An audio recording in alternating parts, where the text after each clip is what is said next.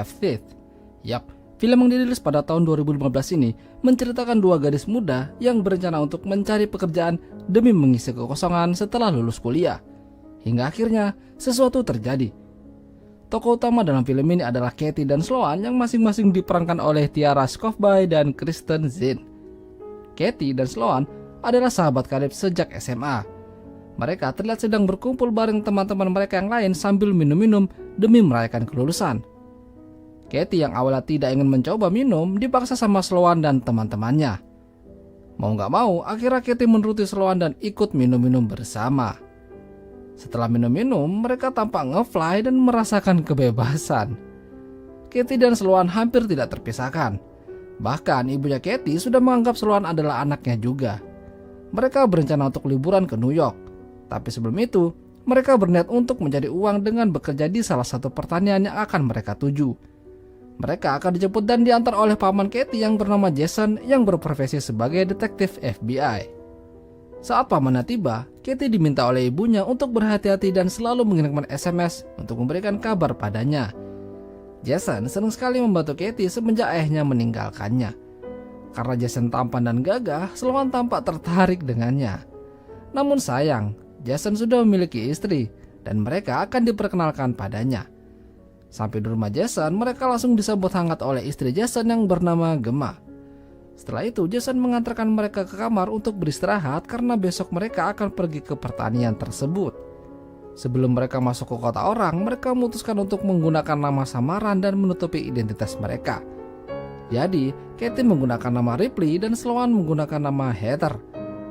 Esoknya, mereka bersiap untuk berangkat dan Jason yang mengantarkan mereka sampai ke pemberhentian bis.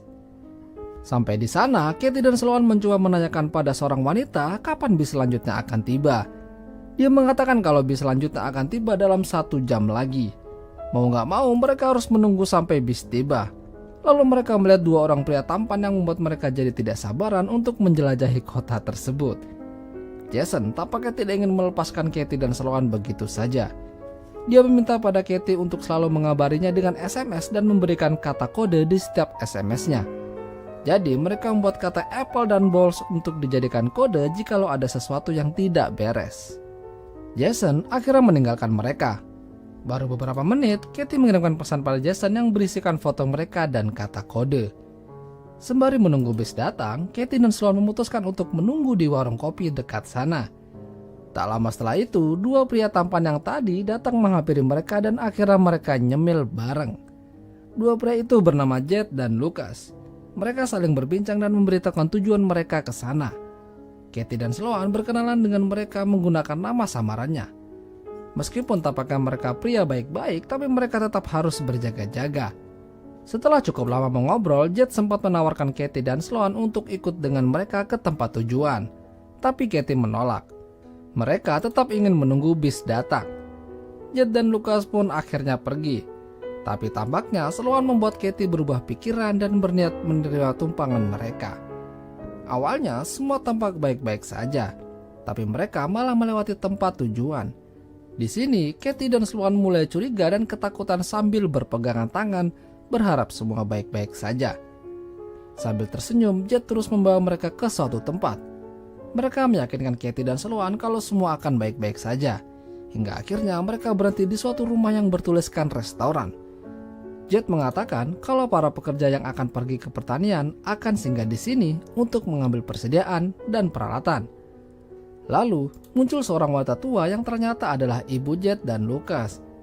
Dia menyuruh Katie dan Sloan untuk masuk ke dalam dan menyantap makanan yang sudah ia siapkan untuk mereka. Katie awalnya menolak, tapi karena terus-terusan dipaksa, akhirnya mereka masuk ke dalam. Katie menyempatkan diri untuk mengabari Jason kalau semua baik-baik saja dengan kata kode. Ibunya Jet lalu memberikan mereka makanan dan langsung disantap oleh Katie dan Sloan. Tapi tak lama setelah itu, Sloan merasa kalau kepalanya jadi pusing dan pandangannya jadi kabur. Sloan mengatakan pada Katie kalau mereka telah dibius. Dengan tubuh yang sempoyongan, mereka berusaha untuk melarikan diri ke jalan raya dan meminta tolong. Jet dan Lucas lantas mengejar mereka dan membawa kembali ke dalam rumahnya. Saat tersadar, mereka sudah berada di dalam kontainer di tengah hutan hanya menggunakan pakaian dalam. Mereka mencoba berteriak minta tolong tapi tidak ada yang mendengar kecuali Jet. Jet mengatakan untuk menuruti perkataannya dan kembali ke dalam kontainer. Selang beberapa jam kemudian, setelah itu seorang pria bernama Boris datang untuk mengecek keadaan mereka. Lalu Boris mendekati Katie dan bilang kalau di HP-nya ada SMS dari Jason yang sedang menanyakan keadaan mereka.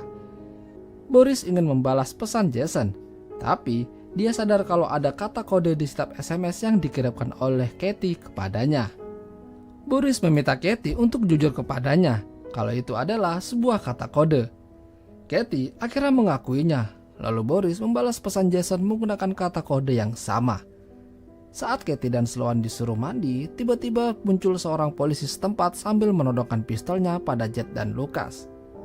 Awalnya, polisi itu tampak ingin menolong Katie dan Sloan, tapi ternyata polisi itu adalah salah satu dari komplotan mereka. Dia hanya bersandiwara di depan Katie dan Sloan. Malahan polisi itu ingin menggasak salah satu dari mereka, dan yang dipilihnya adalah Katie.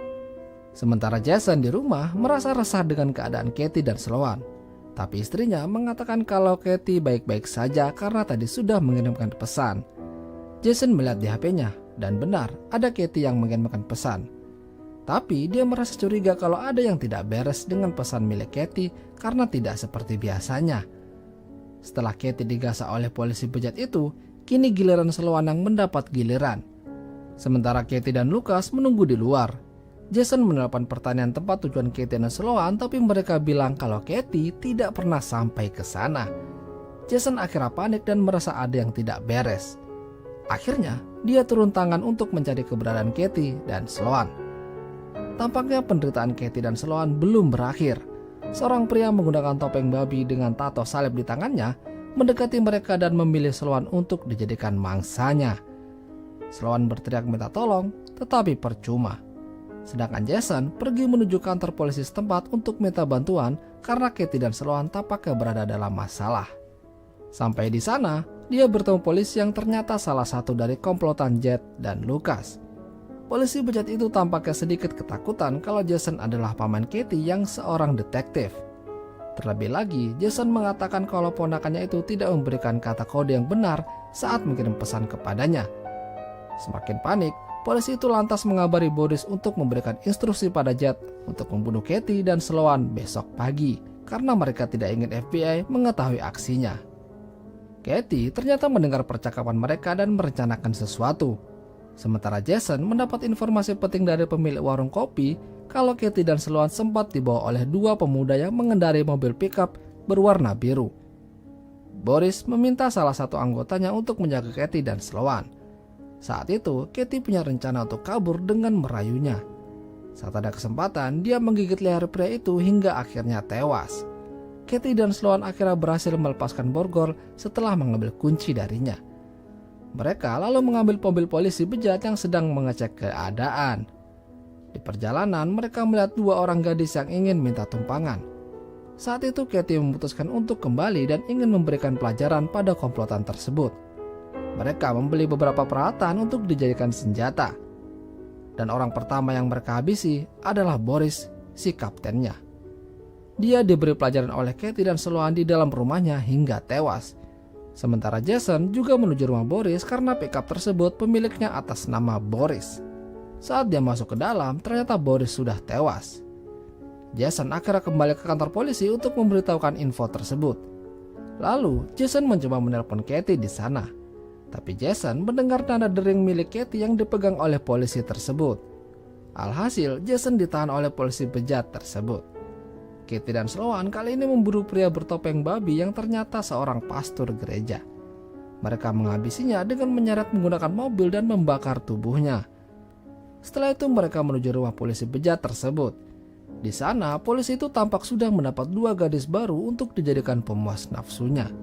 Tapi Katie dan Sloan sudah berada di sana dan akan menghabisinya.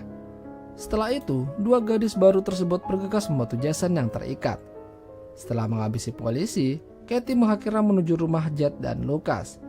Mereka membius ibunya yang dimasukkan ke dalam minuman. Lalu mereka membuat ibunya melihat Jet dan Lucas disiksa dan dihabisi. Setelah Jet dan Lucas tewas, Katie dan Sloan juga menghabisi ibunya dan mengambil uangnya. Akhirnya beberapa bulan telah berlalu semenjak kejadian itu. Katie dan Sloan memutuskan untuk berangkat ke New York berlibur menggunakan uang yang mereka dapat dari ibunya Jet. Dan akhirnya film pun berakhir. Itulah tadi alur cerita film Even Lamb Have Teeth. Jika kalian suka dengan video ini, jangan lupa untuk tinggalkan like dan sampai jumpa.